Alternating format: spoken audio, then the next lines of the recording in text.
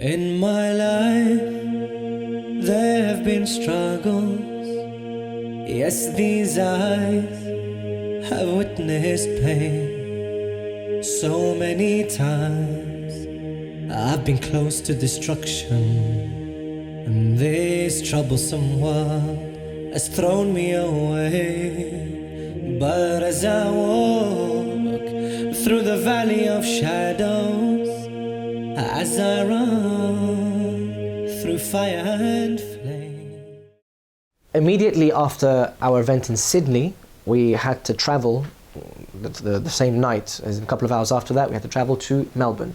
It was about an hour and a half, I think an hour and a half or 2 hour flight towards Melbourne. The city is quite different in terms of it's much more historical, apparently, and it's much more traditional. But in terms of the event there, you see the difference between the Sydney event and the Melbourne event. The Sydney event was like a fundraising gala dinner. So you had your tables, you had the decorations, you had the stage, and you had the curtains, and you had the lighting, and you had the mic system. It was very much a gala dinner kind of form. The event in Melbourne was more of it's more of a cinema kind of atmosphere, because you didn't have the stage, you didn't have the round tables, you didn't have the lighting and the mics and stuff like that. It was more of a whole hall of chairs in a cinema format, so rows of chairs. People come in, they look at the film, they view the film, and they can take what they want from the film.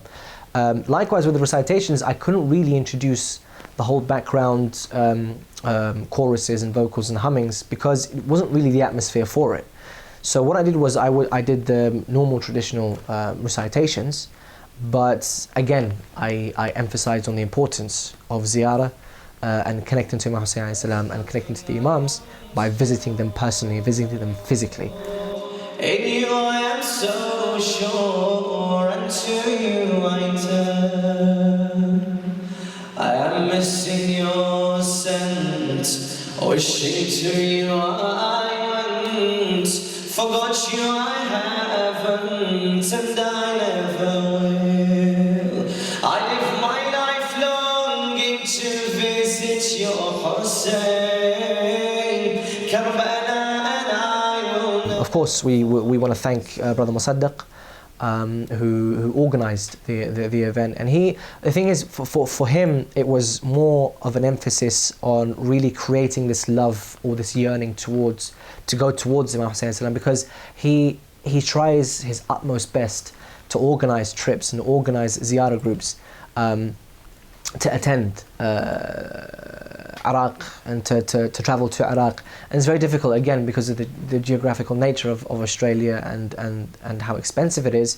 It's very difficult to get people to really charged up and inspired to go to ziyarah. So our main objective was to instill this love to go to visit Imam Hussein alayhi salam and visit the holy Imams of Iraq. And so yeah, hats off to Brother Musaddiq who organised that event. Thank you.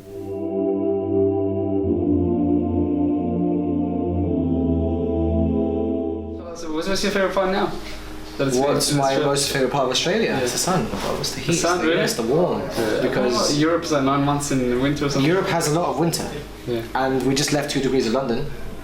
So you can understand how much we are. So you packed for winter, not summer? Huh? No, I packed for summer. Summer. Yeah, for summer. Yeah. And I've always been fascinated as to how the background of a radio station is, in terms of the mics, in terms of the headphones, in terms of technically how it works. I've always been fascinated, and I've always had this passion to be on a radio station, to speak on a radio station. So when the opportunity came up for me, it was something which I took with 2 hands. I regardless of the topics, regardless of how difficult it may be, I wanted to be there. So we had the opportunity in Australia, in Sydney. There's a group who've been running this radio station for quite a number of years, and they due to the funding, they can only go on national radio during Muharram and Ramadan, because that's the amount they can fund airtime basically. Other than that, they're mostly online. And they have a good following. I think it's about 3,000 or 4,000 people that check their or even listen to their radio station on a weekly basis. So it was a ready-made radio station for me to fulfill this passion that I have for radio. So the radio was called Radio Ahl al-Bayt. He was on the minbar when he was 9 years old, and he was booed off the stage, let's just say. This is a very sensitive subject, because most of the time when youths want the opportunity to recite, I blame the organisers for giving them that opportunity in mosques when they're not ready. So that was the in-depth interview without the radio facilities, and then we went into a live 1 hour show, and we talked about different topics, but mainly our main topic was about ziyarah, and specifically about the ziyarah of Arba'in, the 40th of Imam Hussein alayhi salam. I've been to alhamdulillah, I've been to Karbala during the Arba'in season. Filmmaker Reza Fadhil as well was there on the radio station talking about his experiences from a filmmaking point of view, and I talked about my experiences from a reciting point of view. So that's what we talked about, the undertones of why we were there in the first place. So wherever we went, we more or less talked about the importance of ziyarah and the importance of visiting Imam Hussein alayhi salam, and that's what we did in the radio station. We talked about visiting Imam Hussein alayhi salam in depth. And it was a very loud explosion at the time. But at that moment, time sort of stopped for a second, just 1 second, because immediately in front of me, I was watching the procession going past, and it was a procession of reenactments. So you get the horses, you get the sabaya, you get the captives, you get the sort of the Yazids and the heads of the spears and everything. Yeah. So, but then there was a rush of people running away from the explosion. The rush of people were coming towards the procession. At this moment in time, the procession found or saw that there was at least 1,000 people running towards them. It was going to be a stampede because you couldn't get the horses out of the way, you couldn't get the procession out of the way. So there was a huge amount of people running towards the procession. Immediately there and then, one of the main organisers for the procession called for the drummers to start drumming. So they started to drum. Excuse me, they started to drum to the beat of Abad Wallah Ya Zahra Ma Ninsa Husayna. So immediately you heard there was just suddenly a silence, and then the drum started to drum, and then all you hear was Abad Wallah Ya Zahra Ma Ninsa. So then the whole procession changed from panic and fear to pledging of allegiance to Muhammad Hussein. Immediately, straight after the explosion, after that they changed it to Labbaik Ya Hussein. So it's Labbaik Ya Hussein. So and you saw that? I saw that right in front of my eyes. I was very, very scared, I'll be honest, because it was the first time I experienced that. But immediately that fear was transferred into real passion and a real defiance against those who commit those atrocities. So no matter how much you try to bomb us, or no matter how much you try to put fear into our hearts, at the end of the day we're still going to be screaming Labbaik Ya Hussein. So it was a good experience. I talked about my history and recitations, and filmmaker Reza Fadhil also talked about his filmmaking experience. So it was a very good experience to be on a radio station. I recited a bit as well. It was nice. The boys are very welcoming. They're very bubbly, very ambitious. They want to get this channel, aired across internationally, across Australia. So it's a good experience. Very good experience. Thank you.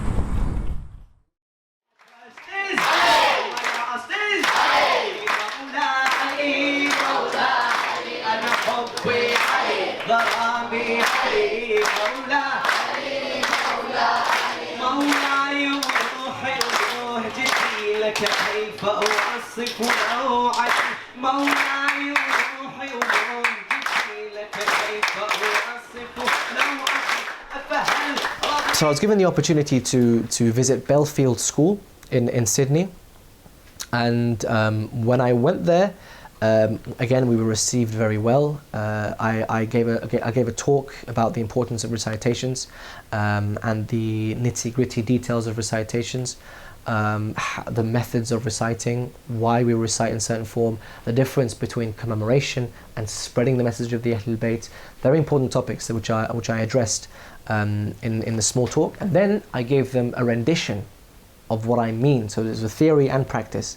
So I gave them a rendition of recitations. I got them involved through interactive means of clapping, and they also recited with me as well. So we really achieved a sense of joy and inspiration behind recitations. So much so that the school actually contacted us later on and said that they're even considering recitations within the curriculum, which is again something which is a milestone for myself, because if we can work with the youth, we can work with schools actually and teach them the importance of recitations, because recitations hold a very, very important and fundamental aspect of Shia Islam, because it started all the way from the Prophet, all the way from the Imams.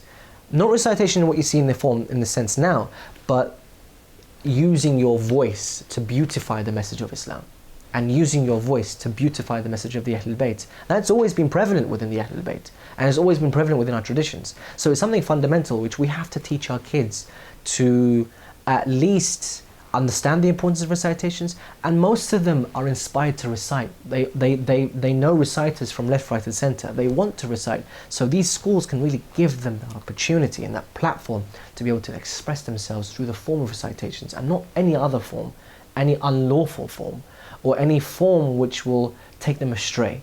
But recitations is a form which they can really release that deep passion they have for reciting, for using their voice, for melodies, for clapping, for voices, whatever. So they can really. So the school contacted us and told us that that recitations may be something which they can include in the curriculum, which is a great step and a great sense of achievement for us.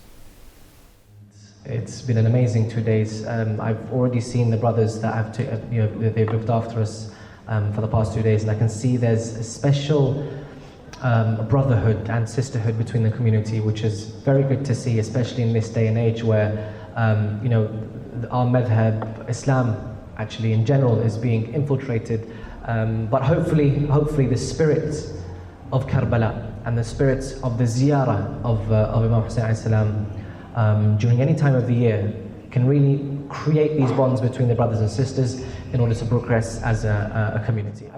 Because of the fact that we were received so well by this group, Amy, who have just started, by the way. They've just started about 1.5 years ago, really creating programs and being committed to the youth and creating programs upon which they can get the youth off the streets and into the centres, let's just say, and onto the straight path of the Ahlul Bayt. So the youth there, they're a mixture of brothers and sisters, and mostly brothers that, when I do say brothers, I actually mean brothers. So there's a sense of loyalty amongst them, and we reciprocated that loyalty and that friendship and that warmth feeling that we had between ourselves. It was the first time I really introduced a story form of recitations, as well as introducing the background hummings and the choruses and the vocals.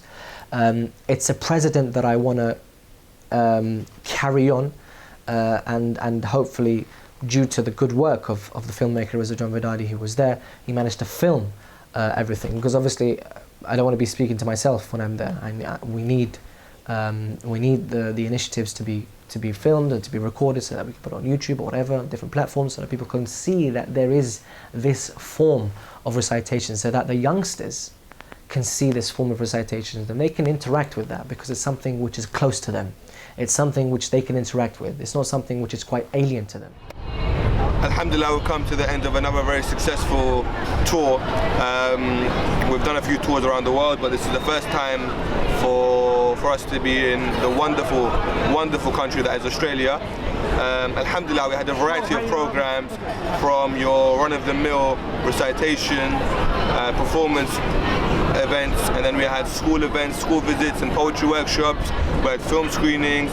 It was a magnitude of all different kinds of events into a very short space of time.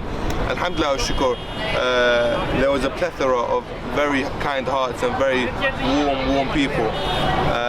What I will say is that the Australian community is one of the most aspiring and one of the most diverse communities we've seen, but nevertheless they have that tayyiba, that kindness and warmness that we've seen.